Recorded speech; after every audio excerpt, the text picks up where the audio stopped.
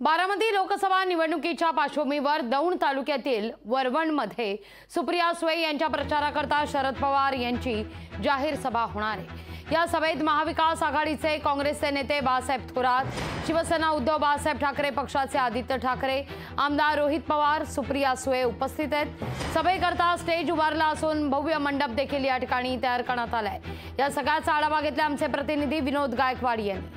बारामती लोकसभा मतदारसंघातील दौंड विधानसभा मतदारसंघातील जे वरवण गाव आहे, या वरवण गावातील बाजार मैदानावरती आज खरं तर सुप्रिया सुळे यांच्या प्रचारार्थ आता शरद पवार खरं तर मैदानात उतरले आहेत।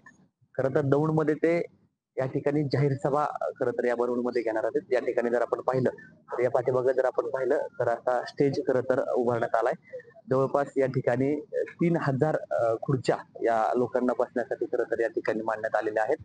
यासोबत उन्हाचं प्रमाण खरं तर मोठ्या प्रमाणावरती आहे आणि दुपारी ही 2 वाजता खरं तर ही जाहीर सभा होणार आहे। त्यामुळे या ठिकाणी मोठा असा भव्य मंडप खरं तर या ठिकाणी उभारण्यात आलाय।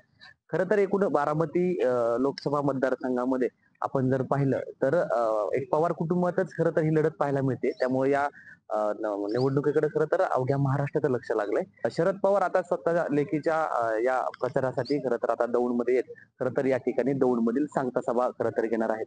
यामध्ये त्यांच्यासोबत आदित्य ठाकरे असतील, त्यासोबत बाळासाहेब थोरात असतील, रोहित पवार असतील, खरं तर ह्या ठिकाणी उपस्थित राहून या ठिकाणी लोकांना प्रचार सभा घेत त्यांना मार्गदर्शन करणार आहेत। विनोद गायकवाड, लोकशाही न्यूज, दौंड, पुणे। लोकशाही मराठी ऐका, पहा, जागरूक रहा।